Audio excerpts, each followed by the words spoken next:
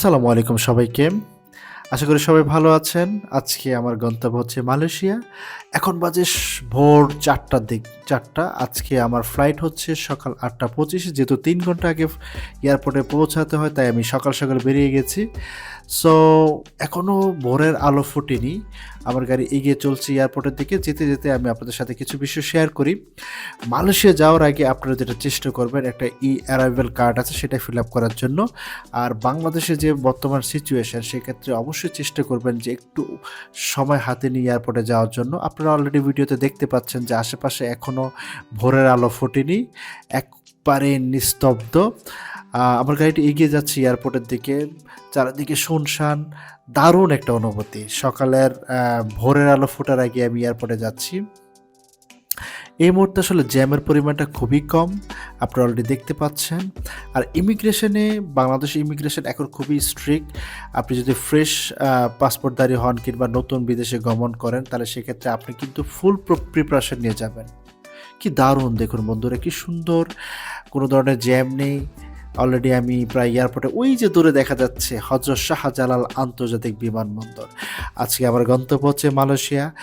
আমি যেহেতু একজন এমএক্স প্লাটিনাম কার্ড হোল্ডার, সেক্ষেত্রে আমি মিট অ্যান্ড গ্রিট সার্ভিসটা নিয়েছিলাম। এটা মূলত হচ্ছে যে এয়ারপোর্টে আপনাকে একজন সার্ভিস প্রোভাইডার আপনাকে রিসিভ করবে, লাগেজ থেকে শুরু করে আপনাকে চেষ্টা করবে সেখানে আপনার সার্ভিসগুলো দেওয়ার জন্য, বা আপনাকে বোর্ডিং পাস থেকে শুরু করে ইমিগ্রেশন পর্যন্ত হেল্প করার জন্য।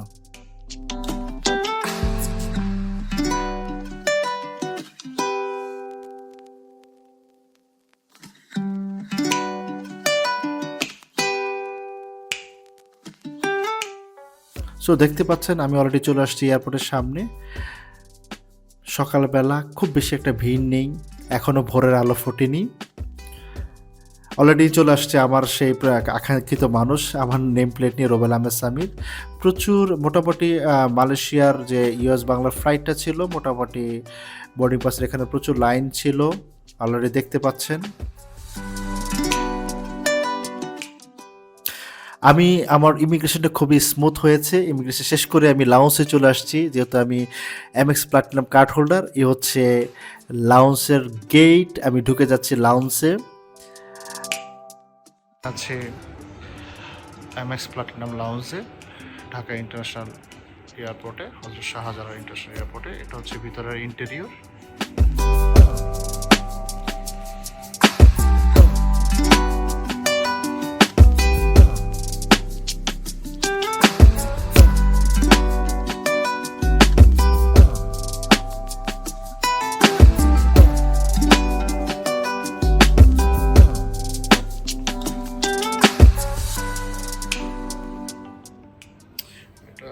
বয়েলড এগ আছে এখানে, আর হচ্ছে bread toast, French toast, sorry,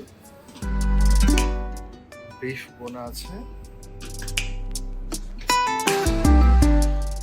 খিচুড়ি, বোনা খিচুড়ি, মিক্সড ভেজিটেবলস বোনা, আর হচ্ছে পরোটা আছে, ব্রেড টোস্ট করার অপশন, ফ্রুটস, আর এখানে কিছু ফ্রুটস এবং ফ্রুট সালাদ।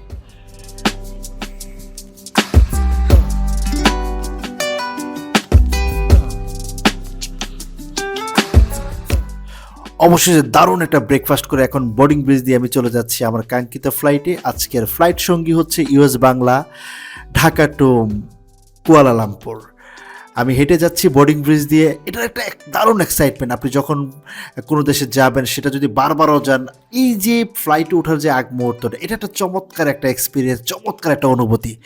সো আমরা একটু লাইনে দাঁড়িয়ে আছি। এ হচ্ছে ভিতরকার দৃশ্য, দারুণ একটা environment. US Bangla, Bangladeshi flight, Bangladeshi airlines.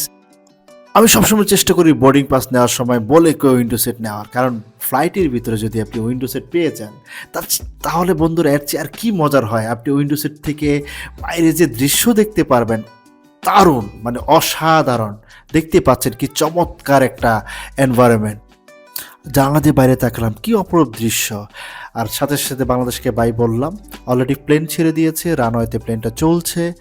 এই যে একটা অনুভূতি, আপনি যদি উইন্ডো সিট পান আর প্রাণের এরকম কাছ থেকে প্লেন চলার যে দৃশ্য সেটা দেখতে পারেন, কি যে ভালো লাগে সেটা বলে বোঝানো যাবে না। প্লেন এগিয়ে চলছে,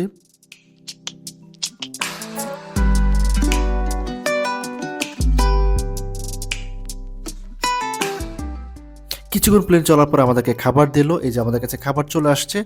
আমি খিচুড়ি, চিকেন খিচুড়ি নিয়েছিলাম অ্যাজ ইউজুয়াল, যা টেস্ট থাকে বাংলাদেশি, গরম ছিল, সাথে কোক দিয়েছে, এক গ্লাস পানি দিয়েছে।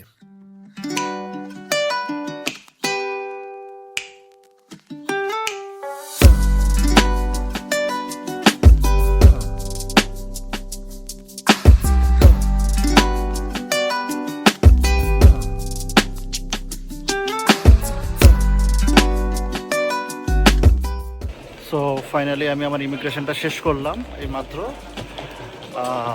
মালয়েশিয়ান ইমিগ্রেশনে যেটা প্রবলেম, যখনই বাংলাদেশি পাসপোর্ট দেখে সেক্ষেত্রে আসলে মাঝে মাঝে লাইন থেকে দু একজনকে ইমিগ্রেশন অফিসে নিয়ে যাচ্ছে। সবচেয়ে ইন্টারেস্টিং বিষয় হচ্ছে মোটামুটি আমি বাংলাদেশি পাসপোর্টধারী যাদেরকে দেখি ম্যাক্সিমামকে আবার সেই ইমিগ্রেশন অফিসে পাঠাচ্ছে। জানি না কী প্রবলেম। আমাকে জাস্ট হোটেল বুকিংটা দেখতে চেয়েছে, রিটার্ন টিকিটটা, আর কতদিন থাকবো। যেহেতু আমি এর আগেও দুইবার আসলে ভিজিট করেছি, সো আমার ইয়েটা স্মুথ হয়েছে। তবে সবাইকে একটাই সাজেশন করব যে আপনার পেইড হোটেল বুকিং এবং রিটার্ন টিকিটগুলো ভালো করে গুছিয়ে নিয়ে আসবেন এবং কথাগুলো স্মার্টলি বলতে হবে। সো আমি আমার ইমিগ্রেশন কমপ্লিট করে এখন হোটেলের দিকে চলে যাচ্ছি। চমৎকার একটা ইমিগ্রেশন শেষ করে রিজার্ভ গাড়িতে করে এখন আমি যাচ্ছি বুকিত বিনতাকের দিকে। মানে আপনি যখন দেশের বাইরে পা রাখবেন, তাদের রাস্তাঘাট, তাদের পরিষ্কার পরিচ্ছন্নতা দেখে আপনি কিন্তু মুগ্ধ হবেন। মালয়েশিয়া দারুণ একটা দেশ, দারুণ একটা সিটি। আমাদের সবারই, যারা আমরা নতুন ট্রাভেল করি, সবারই কিন্তু স্বপ্ন থাকে মালয়েশিয়া ভিজিট করার। এগিয়ে চলছে গাড়ি বুকিত বিনতাকের দিকে।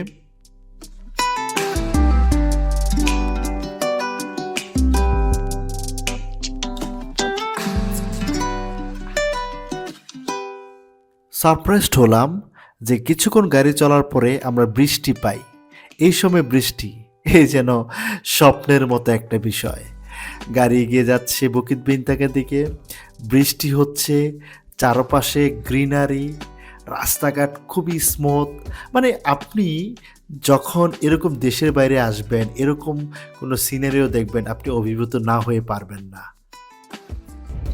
হ্যালো বন্ধুরা, এখন আমি আছি মালয়েশিয়ার বুকিত বিনতাংয়ে। গতকাল রাতে এসে আমি পৌঁছেছি। ইমিগ্রেশন আমার জন্য খুব স্মুথ ছিল, কিন্তু আমি ম্যাক্সিমাম বাংলাদেশিদেরকে দেখেছি যে ইমিগ্রেশন লাইন থেকে হুটহাট করে তাদেরকে ইমিগ্রেশন অফিসে পাঠিয়ে দিচ্ছিল। বেসিক্যালি ওরা আসলে পাসপোর্টটাকে একটু উল্টে পাল্টে দেখে, যেগুলো একটু কম ট্রাভেল হিস্ট্রি আছে অথবা ফ্রেশ পাসপোর্ট বা এরকম কিছু আমার কাছে মনে হলো, তাদেরকে পাঠিয়ে দিয়েছে। সো যারা মালয়েশিয়াতে আসবেন একটু প্রিপারেশন নিয়ে আসবেন, কারণ হচ্ছে আপনি হয়তো স্ট্রং ব্যাকগ্রাউন্ডের মানুষ বা আপনার হয়তো সব কিছু ঠিকঠাক আছে, কিন্তু সঠিক প্রস্তুতির অভাবে হয়তো আপনাকে হ্যাসেলে পড়তে হতে পারে, কারণ এটা আসলে একটা এম্বারেসিং। আজকে মূলত আমি এটা আমার দ্বিতীয় দিন। আজকে মূলত আমি কিছু সিটি ট্যুর করব, সেই জন্য একটা গাড়ি রিজার্ভ নিয়েছি।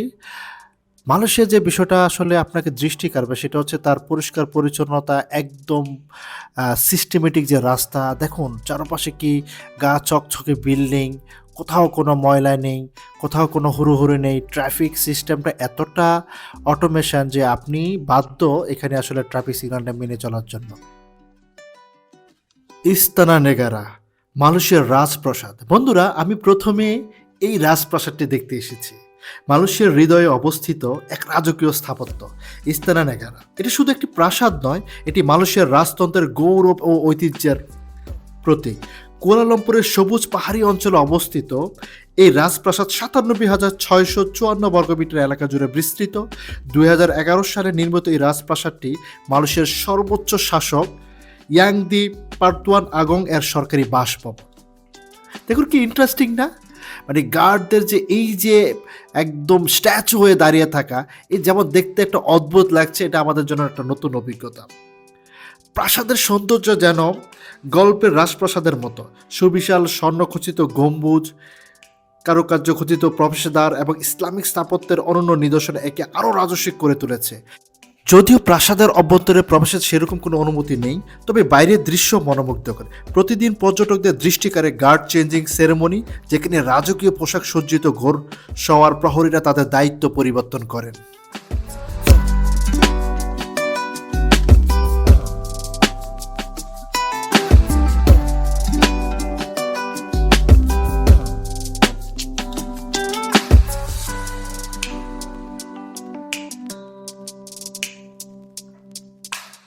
দিনের আলোয় বা সন্ধ্যার বাতিতে স্থানের নেগারা সর্বদাই এক মোহনীয় সৌন্দর্যের উৎস, যা মালয়েশিয়ার সংস্কৃতি ও ঐতিহ্যের অনন্য পরিচায়ক।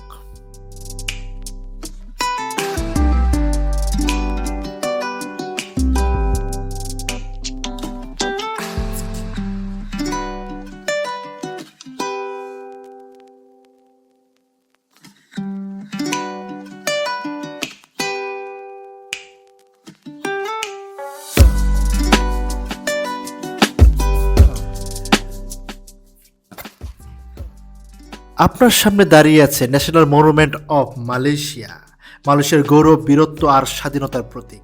কুয়ালালামপুর অবস্থিত এই বিশাল স্মৃতিস্তম্ভটি 1966 সালে নির্মিত হয়, যা দেশের জন্য জীবন উৎসর্গ করা বীর সেনাদের প্রতি শ্রদ্ধা জানায়। এটি বিশেষভাবে স্মরণ করে দ্বিতীয় বিশ্বযুদ্ধ এবং মালয় ইমার্জেন্সিতে শহীদ হওয়া মুক্তিযোদ্ধাদের। 7 জন সৈনিকের ব্রোঞ্জের এই বিশাল ভাস্কর্যটি প্রতীকীভাবে একতা, নেতৃত্ব, ত্যাগ, শক্তি, সাহস, দুর্দশা এবং বিজয় প্রকাশ করে। এটি বিশ্বব্যাপী অন্যতম বৃহৎ মুক্ত স্থাপত্য ব্রোঞ্জ ভাস্কর্যগুলোর মধ্যে একটি, যা নকশা করেছিলেন বিখ্যাত ভাস্কর ফেলিক্স ডি ওয়েলডন।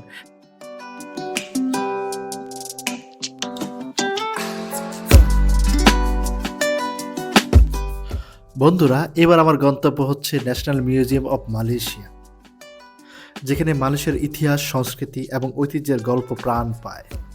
কুয়ালালামপুর প্রাণকেন্দ্রে অবস্থিত এই জাদুঘরটি 1963 সালে প্রতিষ্ঠিত হয়। এর স্থাপত্যশৈলী মালয় ঐতিহ্যবাহী রাজপ্রাসাদের অনুপ্রেরণায় তৈরি, যা বাহ্যিকভাবে দৃষ্টিনন্দন এবং অভ্যন্তরে সমৃদ্ধ এক ইতিহাসের ভাণ্ডার।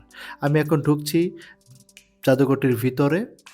খুবই চমৎকার একটা এনভায়রনমেন্ট এবং বাইরের দৃশ্যটা খুবই সুন্দর। সুবিশাল সিঁড়ি, প্রচুর দর্শনার্থী এই জায়গাটাতে আসেন মালয়েশিয়ার ইতিহাসকে জানার জন্য। দেখতে পাচ্ছেন কি বিশাল সিঁড়ি দিয়ে আমরা ঢুকছি ভিতরে। ঢুকতে আমি কিছু ইনফরমেশন আপনাদেরকে দিচ্ছি। সেটা হচ্ছে জাদুঘরটিতে মূলত 4টি প্রধান গ্যালারি রয়েছে। প্রি হিস্টরি গ্যালারি, যেখানে আদিম যুগের প্রত্নতাত্ত্বিক নিদর্শ রয়েছে। মালয় কিংডমস গ্যালারি, যেখানে মালয়েশিয়ার প্রথম রাজ্য ও শাসকদের ইতিহাস তুলে ধরা হয়েছে। কলোনিয়াল এরা গ্যালারি, যেখানে ব্রিটিশ, পর্তুগিজ ও ডাচ শাসনের চিত্র তুলে ধরা হয়েছে। মালয়েশিয়ার টুডে গ্যালারি, যেখানে আধুনিক মালয়েশিয়ার বিকাশ, স্বাধীনতা সংগ্রাম এবং বর্তমান অগ্রগতির গল্প বলা হয়েছে। এছাড়াও এখানে রয়েছে প্রাচীন তত্ত্ব, ঐতিহ্যবাহী পোশাক, প্রামাণ্য দলিল এবং ঐতিহাসিক শিল্পকর্ম, যা মালয়েশিয়ার সমৃদ্ধ সংস্কৃতিকে আরও প্রাণবন্ত করে তুলেছে। এই জাদুঘর কেবল ইতিহাসের সংরক্ষণাগার নয়, এটি মালয়েশিয়ার অতীত, বর্তমান এবং ভবিষ্যতের এক অনন্য সংযোগস্থল। দেখতে থাকুন জাদুঘরের ভিতরে কিছু দৃশ্য। যারা মালয়েশিয়াতে আসবেন তারা অবশ্যই চেষ্টা করবেন জাদুঘরটি ঘুরে দেখার জন্য, তাহলে আপনারা মালয়েশিয়ার ইতিহাস, ঐতিহ্য সম্পর্কে কিছুটা ধারণা পাবেন, কোন মালয়েশিয়া থেকে আজকের এই আধুনিক মালয়েশিয়া হয়েছে। সো ভিতরে অনেক সংরক্ষণকৃত অনেক কিছু আপনি দেখতে পারবেন, সেই প্রাচীন যুগ থেকে শুরু করে বা আদি যুগ থেকে শুরু করে বর্তমান আধুনিক মালয়েশিয়ার যে একটা পট পরিবর্তন আপনারা এই জাদুঘরটিতে দেখতে পাবেন।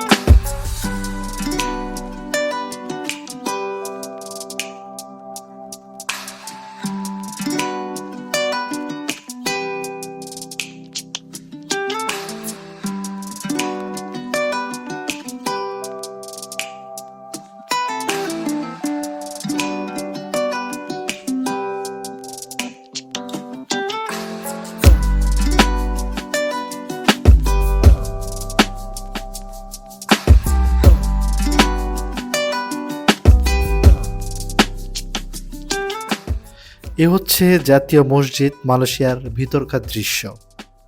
ন্যাশনাল মস্ক অফ মালয়েশিয়া, যা ইসলামের মহিমান্বিত সৌন্দর্য ও মালয়েশিয়ার জাতীয় ঐক্যের প্রতীক।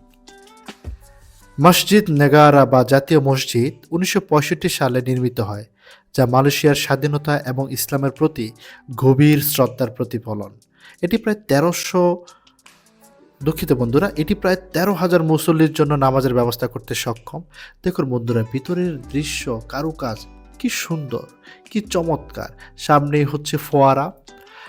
ভিতরের দৃশ্যটা আপনারা দেখতে পাচ্ছেন। এই মসজিদের সবচেয়ে আকর্ষণীয় বৈশিষ্ট্য হলো এর 16 পয়েন্টের স্টার আকৃতির ছাদ, যা ইসলামিক স্থাপত্যের এক অনন্য নিদর্শন। কি সুন্দর কারুকার্য, আলোকসজ্জিত। ভিতরে এখানে আসলে শুধুমাত্র যে পুরুষ মানুষরাই নামাজ পড়তে আসেন বিষয়টা তা নয়, অনেক মহিলারও এখানে নামাজ পড়তে আসেন। এছাড়া 73 মিটার উঁচু মিনার এবং মোজাইক খচিত অবদ্রীর নকশা এই মসজিদকে আরও সৌন্দর্যমণ্ডিত করে দিয়েছে। দেখুন বাইরের কি দৃশ্য, পানির ফোয়ারা পড়ছে, মানে এত চমৎকার মসজিদটি।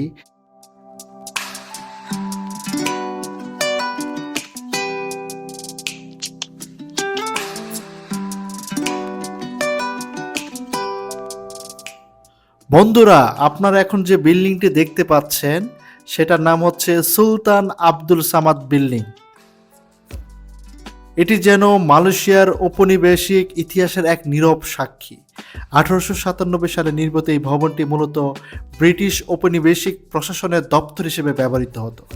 মরিশ, মোগল এবং ভিক্টোরিয়ান স্থাপত্যশৈলীর এক অপূর্ব মিশ্রণে তৈরি এই ভবনটি মালয়েশিয়ার অন্যতম আইকনিক ল্যান্ডমার্ক।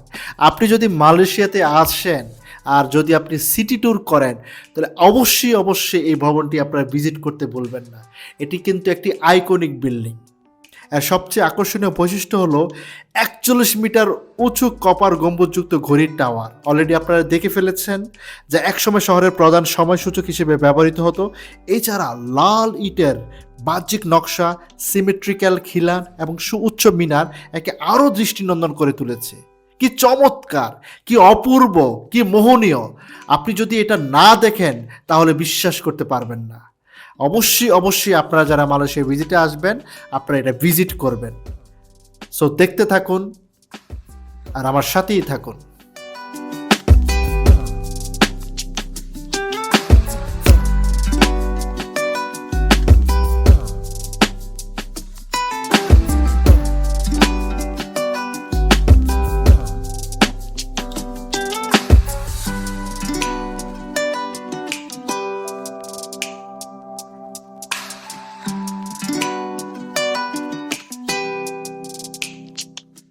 দিন গড়িয়ে সন্ধ্যা, রাত হয়ে গেল। আজকে সারাদিন ঘোরাঘুরি শেষে এখন আমি চলে আসছি যে জায়গাটাতে না আসলে আপনার মালয়েশিয়া আসা বৃথা। সেটা হচ্ছে পেট্রোনাস টাওয়ার, অর্থাৎ যেটাকে আমরা টুইন টাওয়ার বলি। দেখুন বন্ধুরা, এই সেই টুইন টাওয়ার, এই সেই পেট্রোনাস টাওয়ার। কি চমৎকার।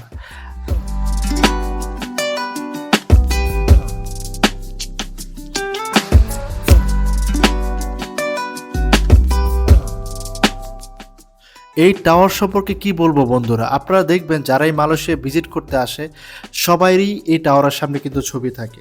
কুয়ালালামপুর আকাশ ছুঁয়ে থাকা এই যমজ টাওয়ার শুধু মালয়েশিয়ার নয়, গোটা বিশ্বের জন্য এক অনন্য স্থাপত্য কীর্তি। 1998 সালে নির্মিত এই টাওয়ারগুলো ছিল একসময়ের বিশ্বের সর্বোচ্চ বিল্ডিং। এখনও এটি বিশ্বের সবচেয়ে উঁচু টুইন টাওয়ার হিসেবে পরিচিত। এর সামনে প্রচুর দর্শকের আনাগোনা হয়। এই গগনচুম্বী স্থাপনা 452 মিটার উচ্চতায় দাঁড়িয়ে আছে, যেখানে 88টি তলা জুড়ে আধুনিক অফিস, শপিং মল এবং সাংস্কৃতিক কেন্দ্র রয়েছে। দুই টাওয়ারকে সংযুক্ত করেছে স্কাই ব্রিজ, যা 41 ও 42 তলার সংযোগস্থলে অবস্থিত এবং বিশ্বের সবচেয়ে দ্বিস্তরীয় স্কাই ব্রিজ। এখান থেকে কুয়ালালামপুর শহরের অসাধারণ প্যানোরামিক দৃশ্য উপভোগ করা যায়।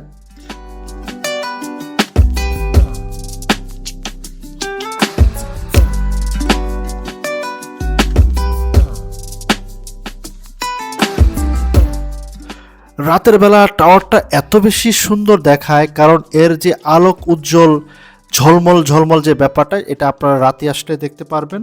রাত্রে আলোয় যখন টাওয়ারের কাঁচ ও স্টিলের কাঠামো ঝলমল করে ওঠে, তখন এটিও হয়ে ওঠে এক স্বপ্নীল দৃশ্য, যা ড্রোনের লেন্সে ধরা পড়লে মনে হয় যেন আকাশ ছুঁয়ে থাকে এক শিল্পকর্ম।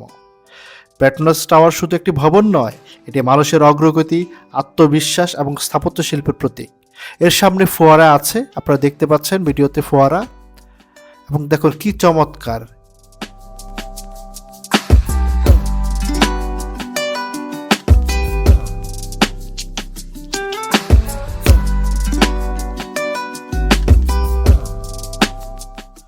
শুভ সকাল বন্ধুরা, আজকে আমার ট্রিপের তৃতীয় দিন। এটা হচ্ছে আমার অ্যাপার্টমেন্টের সামনের দৃশ্য, সবুজে ঘেরা। আমি যে অ্যাপার্টমেন্টেতে ছিলাম, আমার সাথে লোকাল একজন আছেন। আর আজকে সকাল সকাল আমরা চলে আসছি এই বিস্ট্রো কোম্পানির রেস্টুরেন্টটিতে।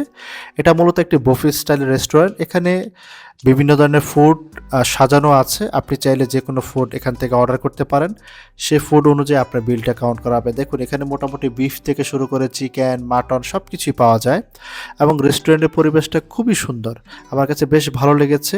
এ হচ্ছে রেস্টুরেন্টের ভিতরের দৃশ্য, এবং সামনে গার্ডেন আছে, পিছনে পার্কিং আছে। দারুণ একটা এনভায়রনমেন্ট। বন্ধুরা, আজকে আমার ট্রিপ হচ্ছে গ্যাংটিং হাইল্যান্ড, সেই কাঙ্ক্ষিত গ্যাংটিং হাইল্যান্ড। চলুন আমরা চলে যাই গ্যাংটিং হাইল্যান্ডে। হ্যালো বন্ধুরা, স্বাগতম মালয়েশিয়ার অন্যতম জনপ্রিয় পর্যটন কেন্দ্র গ্যাংটিং হাইল্যান্ডে। সমুদ্রপৃষ্ঠ থেকে প্রায় 1800 মিটার উচ্চতায় অবস্থিত এই পাহাড়ি রিসর্ট শহরটি কুয়ালালামপুর থেকে মাত্র 45 কিলোমিটার দূরে। শহরের ব্যস্ততা থেকে দূরে গিয়ে ঠান্ডা পাহাড়ি আবহাওয়া, মনোমুগ্ধকর দৃশ্য এবং দারুণ সব বিনোদনের জন্য গ্যাংটিং হাইল্যান্ড এক আদর্শ গন্তব্য। কিভাবে যাবেন?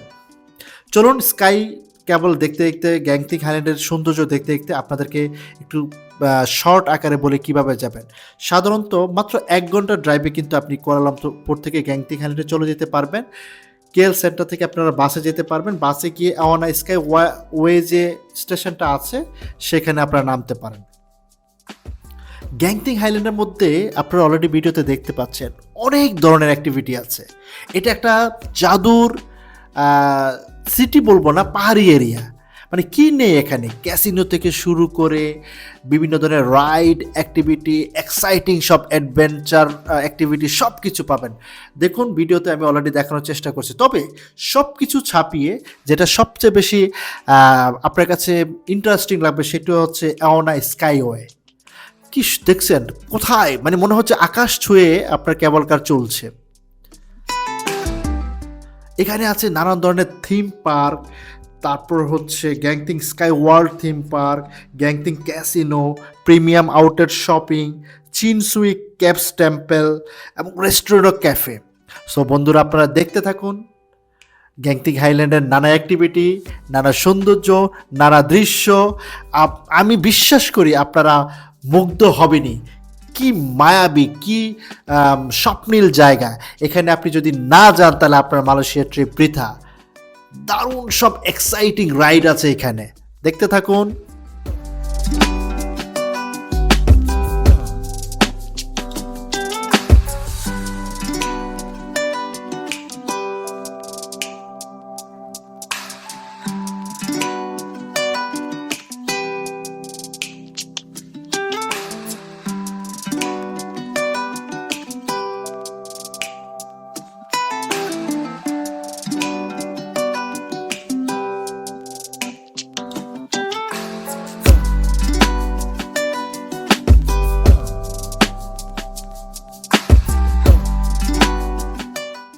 সারাদিনের ট্রিপ শেষে এখন আমি আমার হোটেলে ব্যাক করতেছি।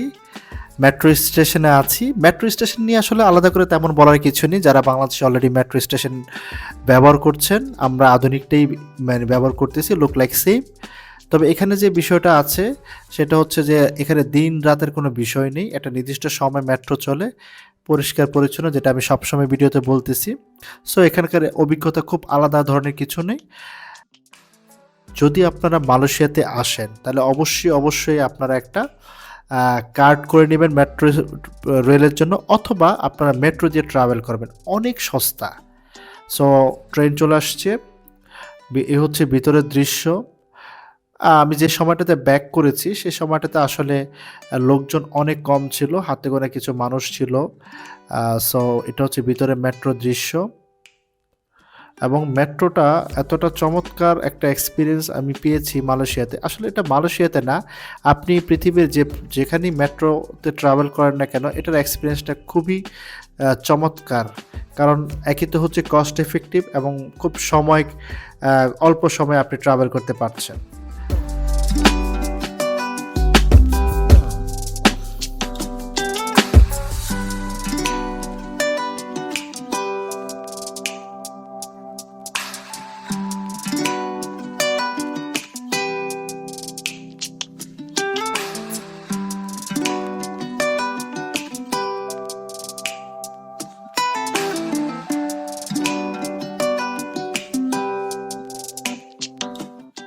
ফাইনালি মেট্রো থেকে বের হয়ে আমি আমার হোটেলের দিকে যাচ্ছি। আজকে আপনাদেরকে দেখানোর চেষ্টা করব বুকিত বিনতাংয়ের যে নাইট লাইফ, যে স্ট্রিট ফুড, চমৎকার একটা এক্সপিরিয়েন্স আপনারা পাবেন। দেখতে থাকুন আমার ভিডিও।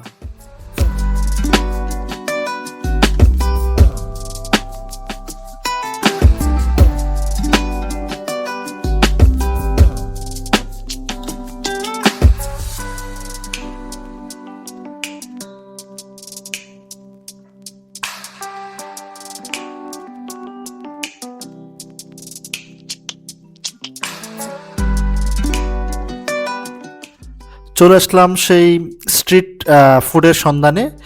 মালয়েশিয়াতে কুয়ালালামপুরে যদি আপনি থাকেন তাহলে সেক্ষেত্রে অবশ্যই হোটেলটা বুকিত বিনতাংয়ের কাছাকাছি নেবেন, কারণ তার আশেপাশে এই যে চমৎকার স্ট্রিট ফুড দেখতে পাচ্ছেন বা রেস্টুরেন্টগুলো দেখতে পাচ্ছেন সেটা আপনি এখানেই পাবেন। এখানে আপনি থাই থেকে শুরু করে চাইনিজ অথেন্টিক লোকাল যে ট্র্যাডিশনাল ফুড সব কিছু আপনি এখানে পাবেন। দেখুন কতটা আলো ঝলমলে, দুপাশে দোকান, ছোট ছোট ডাব থেকে শুরু করে ডাবের দোকান, ফ্রুটস, আপনার হচ্ছে ভাজা পোড়া, সব কিছু আপনি এখানে পাবেন। সো স্ট্রিট ফুড যদি আপনাকে টেস্ট করতে হয় তাহলে অবশ্যই আপনি বুকিত বিনতাংয়ের কাছাকাছি হোটেল নেবেন এবং এখানে সারা রাত অলমোস্ট খোলা থাকে। আপনি এখানে যে কোনো ধরনের ফুড টেস্ট করতে পারবেন। যারা সি ফুড পছন্দ করেন, থাই ফুড পছন্দ করেন, তাদের জন্য এটা একটা স্বর্গরাজ্য। সো দেখতে থাকুন বন্ধুরা। কি দেখুন, প্রচুর মানুষ, এখন অলমোস্ট প্রায় মানে মাঝরাত বলা চলে বিষয়টা এরকম। দেখুন কি পরিমাণ মানুষ বসে আছে, কি পরিমাণ মানুষ খাওয়া দাওয়া করতেছে। সো আপনারা অবশ্যই স্ট্রিট ফুড ট্রাই করবেন এবং এই জায়গাটাতে আসবে। এটা বুকিত বিনতাংয়ের একদমই কাছে।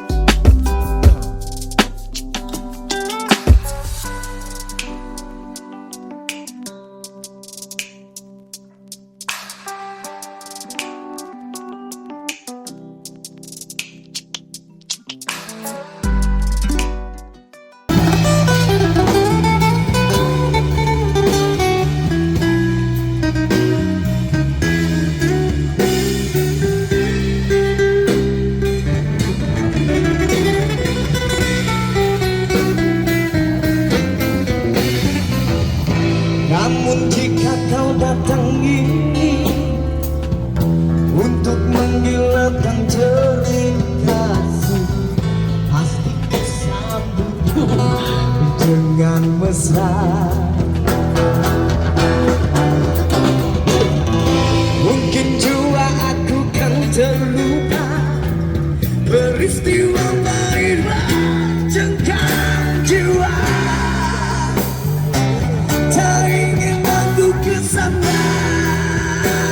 Sing along, let's go.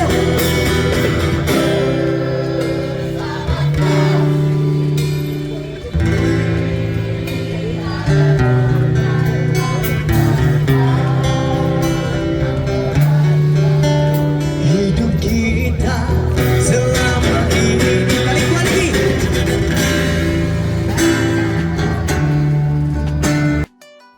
বন্ধুরা দেখতে দেখতে আমার 3 রাত 4 দিনের মালয়েশিয়ার ট্রিপ শেষ হয়ে গেল।